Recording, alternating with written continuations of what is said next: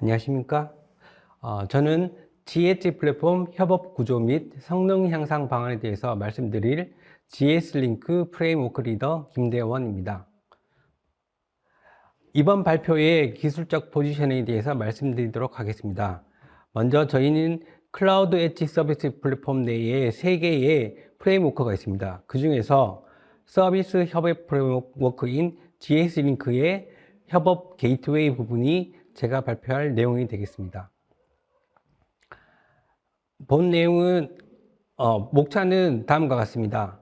첫 번째로 GS링크의 배경 및 개요에 대해서 말씀드리고, 본 연구의 핵심 연구 내용인 고성능 컴퓨팅 및 스토리지 기술, 그리고 네트워크 연결 기술, 그리고 서비스 이동에 대한 기술에 대해서 말씀드리고, 그리고 관련된 표준화 내용에 대해서 말씀드리도록 하겠습니다.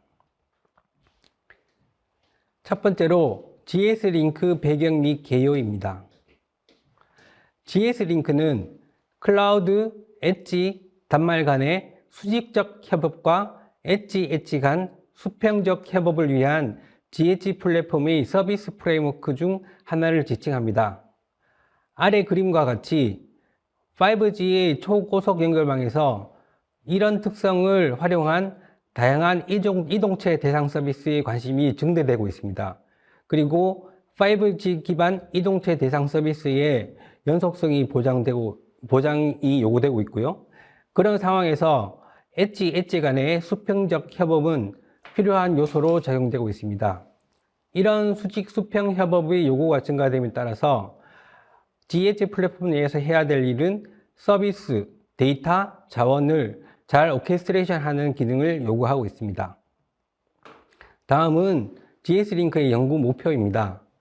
먼저 아래 그림을 보시면 기존 기술의 문제점을 보실 수 있습니다. 수직적 협업만 지원하고 이동태 지원이 미흡한 게 지금 현실입니다. 그리고 부분적인 수직적 협업, 그 다음에 협업을 위한 제한적인 연동 기술 등이 현재 기술의 문제점인데, 이 기술을 개선하여서 오프로딩, 엣지 캐싱 기반의 수평적 협업을 지원하고 연속성을 보장하는 것이 이 GS링크의 목표입니다. 그리고 본 과제에 제한한 정량적 목표로서 20초 이하의 엣지 간 응용 이동 시간이 정량적 목표가 되겠습니다. 여기 제시한 330MB 이상의 메모리 사용률, 그 다음 빅데이터 분석 혹은 딥러닝 운용에 대한 내용은 IBM이 제시한 내용과 비교하기 위한 비교치입니다. 그러면 앞서 말씀드린 개선 기술의 특장점으로부터 본 GS링크가 해야 될 핵심 연구 내용을 보시는 바와 같이 3개로 도출하였습니다. 첫 번째로 10ms 이내의 저지연 플랫폼 요구사항은 본 과제의 목표입니다. 그리고 단일 컨테이너 환경의 성능 향상이 요구되고 있고, 저지연 플랫폼의 성능을 유지하기 위한 고성능 협업 오프로딩 기술이 요구되어 있습니다. 이런 기술을 향상하기 위해서 컴퓨팅 및 스토리지 기술이 고도화되어야 됩니다.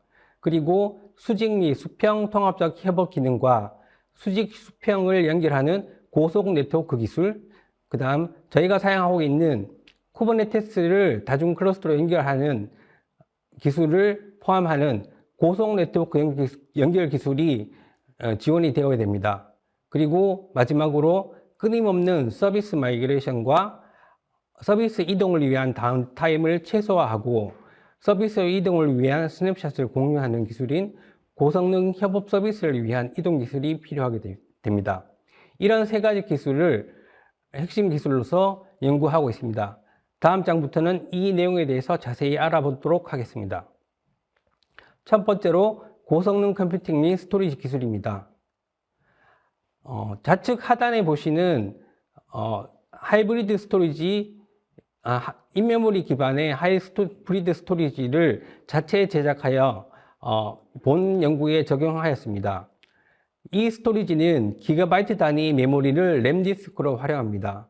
그리고 램 디스크의 데이터를 SSD 같은 비휘발성 블록 장치에 동기적 또는 비동기적으로 데이터를 백업하게 되어 있습니다.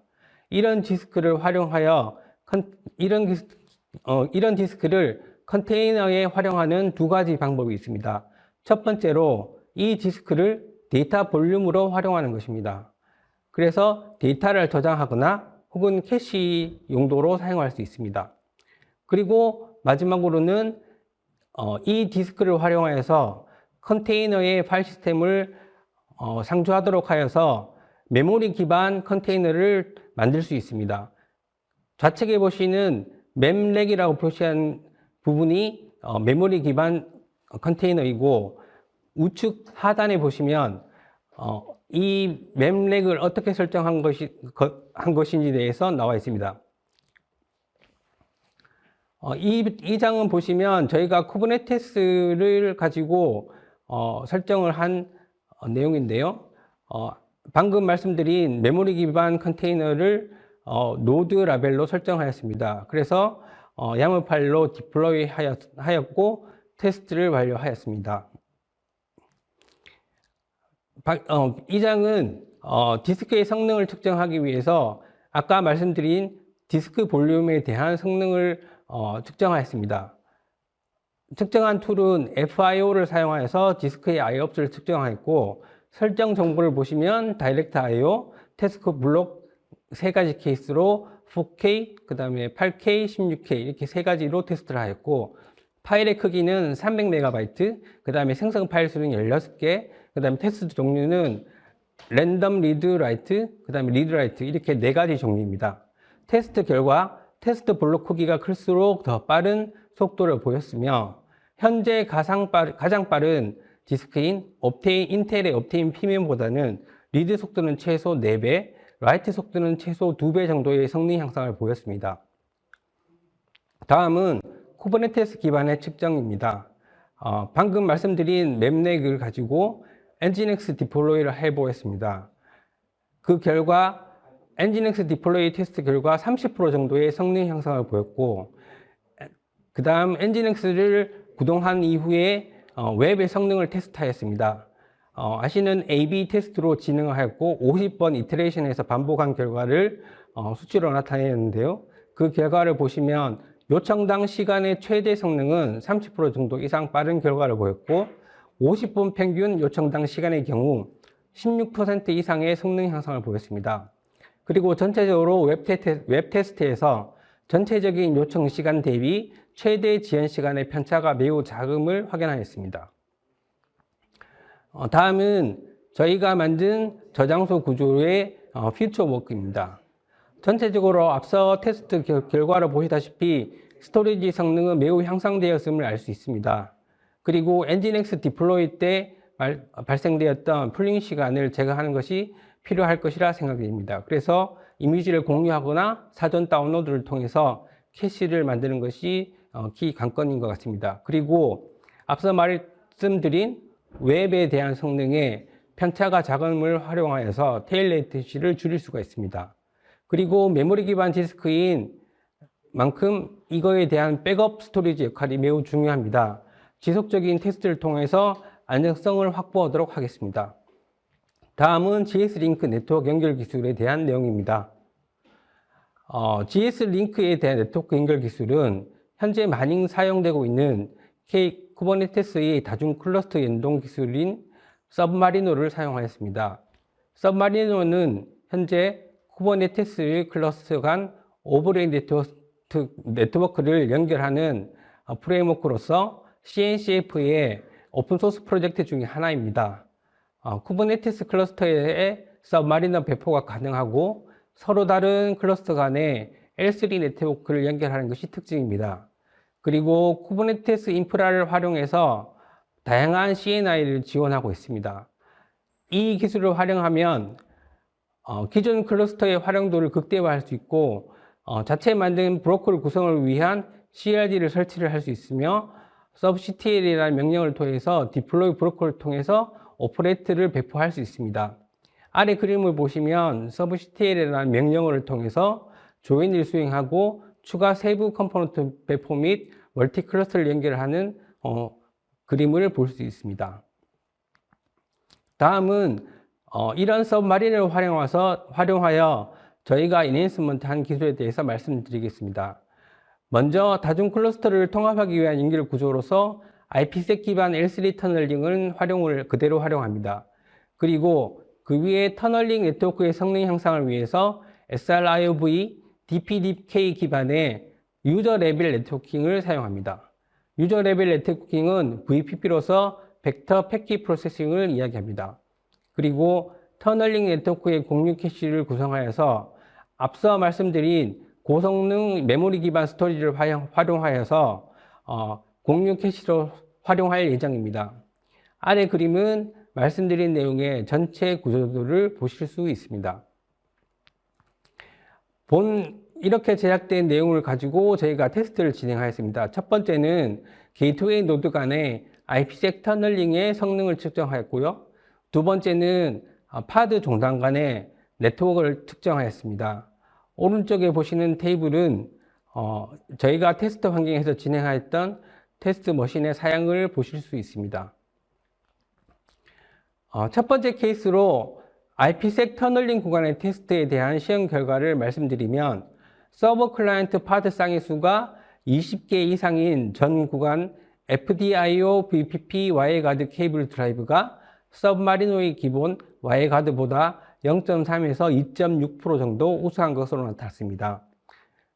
그러나 리눅스 커널 네트워크 스택에서 생성된 툰 장치와 FDIO VPP 네트워크 스택에서 생성한 툰 장치와의 라우팅 시에 네트워크 지연이 발생하는 것을 확인하였습니다.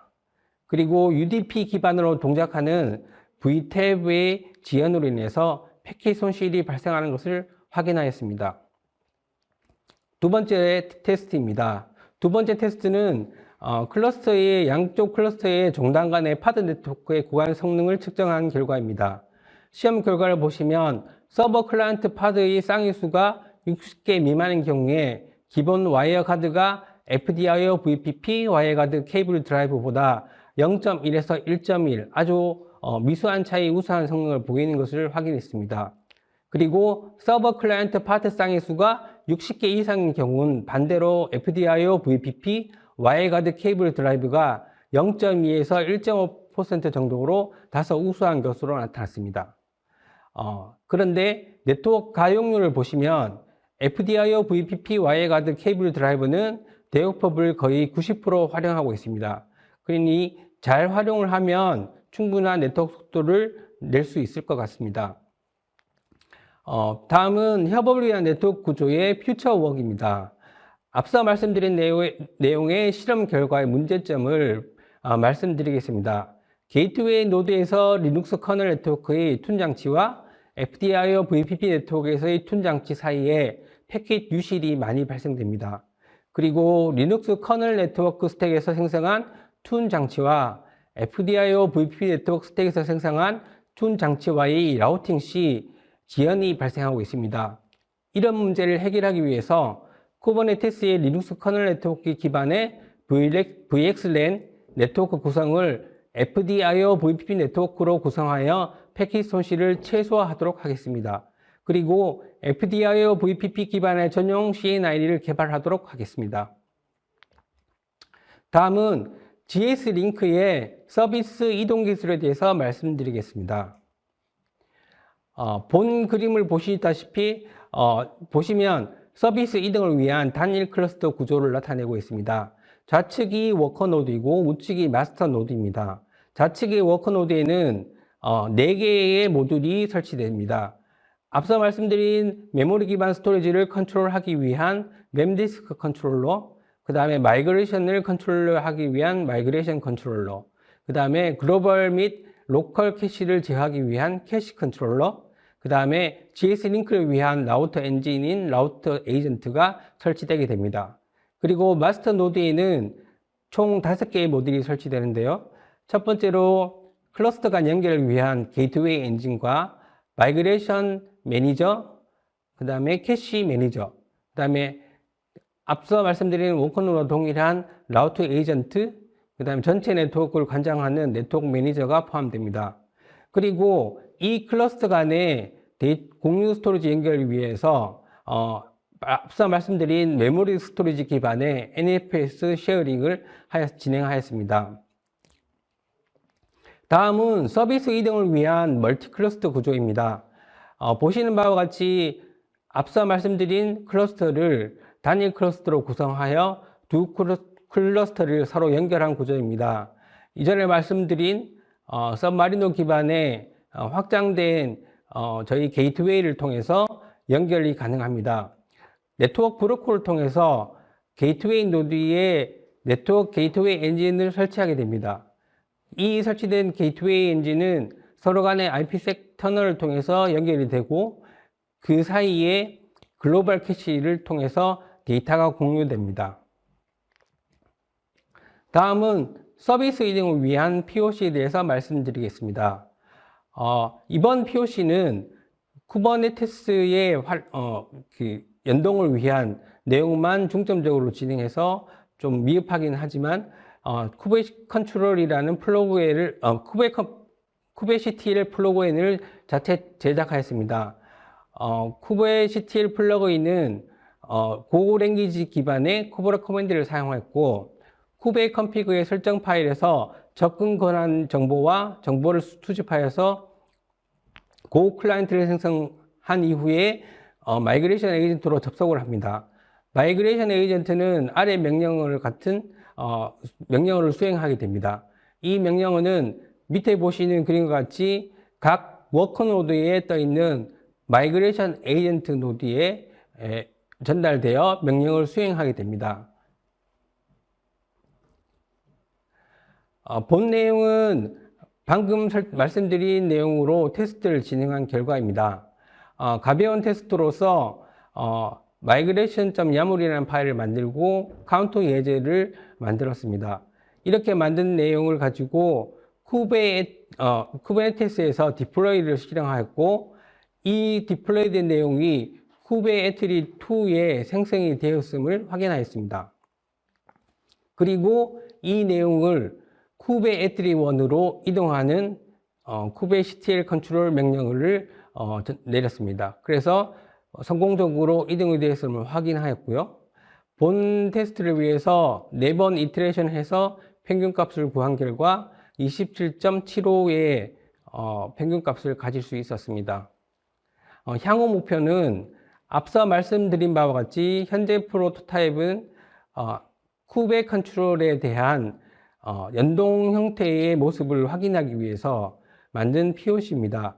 그래서 오픈소스를 사용하였고 동작의 확인을 위해서만 진행하였기 때문에 추후 진행될 라이브 마이그레이션과 쿠버네티스 상에 있는 디플로이먼트, 서비스, 스테이트풀 같은 그런 종류의 서비스들에 대해서는 테스트가 많이 진행되지 못하였습니다.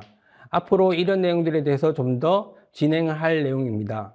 그리고 마이그레이션을 통해서 동작한 결과 쿠벌렛과의 연동 문제도 발생할 것으로 생각이 됩니다. 그래서 이 내용들을 좀 더 확인하여서 쿠벌렛과 연동하는 마이그레이션을 진행하도록 하겠습니다.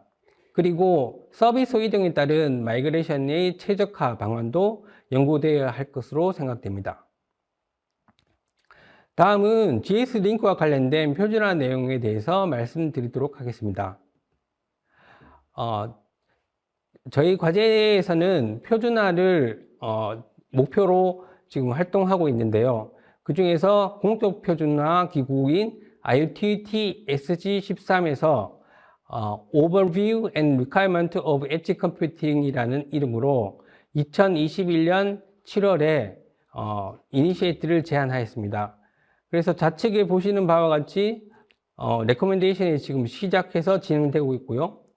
거기에 이제 내용으로 저희가 제안한 하이버 커넥티비티, 그 다음에 콜래보레이션, 데이터 디스트리뷰션, 오케스트레이션 앤 디플로이먼트 이런 내용을 핵심으로 본 표준을 개발 중에 있습니다. 다음으로는 이제 사실 표준 내용입니다. IETF의 Think Shooting Research 그룹이라는 그룹이 있는데요. 여기는 이제 자원이 적은 노드가 서로 통신할 수 있는 진정한 사물 인터넷을 현실로 만들기 위한 공개 연구 및 표준을 제정하는 기구입니다.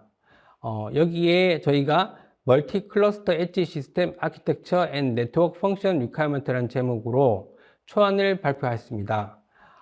오늘 사회를 맡고 계시는 동의대 교수님의 도움으로 같이 진행을 하였고요.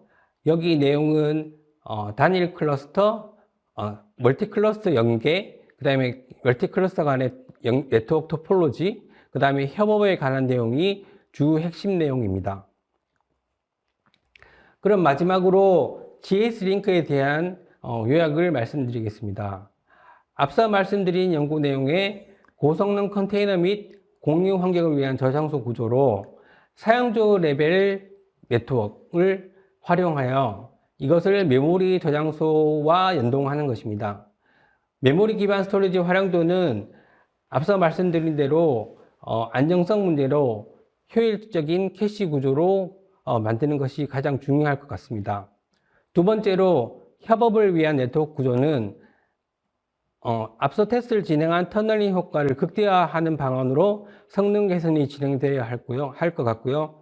그 다음에 현재 클러스터 내부와 연결되는 네트워크의 성능 향상 방안으로 전용 CNI를 만들 예정입니다. 그리고 서비스 이동 구조가 라이브 마이그레이션, 그 다음에 서비스 마이그레이션 이런 형태로 고도화되는 방향으로 더 진행되어 해야 될 것 같고요. 마이그레이션 이외의 제어 포인트라고 말씀드렸는데 서비스 이동을 위한 도구로 쿠버네티스에 있는 레플리케이션 그리고 리크리에이션 하는 방법들을 동원하여서 서비스 이동할 수 있는 방안을 만들 예정입니다. 그리고 마지막으로 부하를 인지하고 네트워크를 인지하여 서비스를 이동하는 구조는 다음에 발표하실 동의대 교수님에 대한 정책 구조와도 매우 흡사합니다. 머신러닝 기반의 정책 설정을 통해서 서비스와 연계하는 방법에 대해서 더욱더 연구를 하도록 하겠습니다. 오늘 발표를 마치겠습니다. 감사합니다.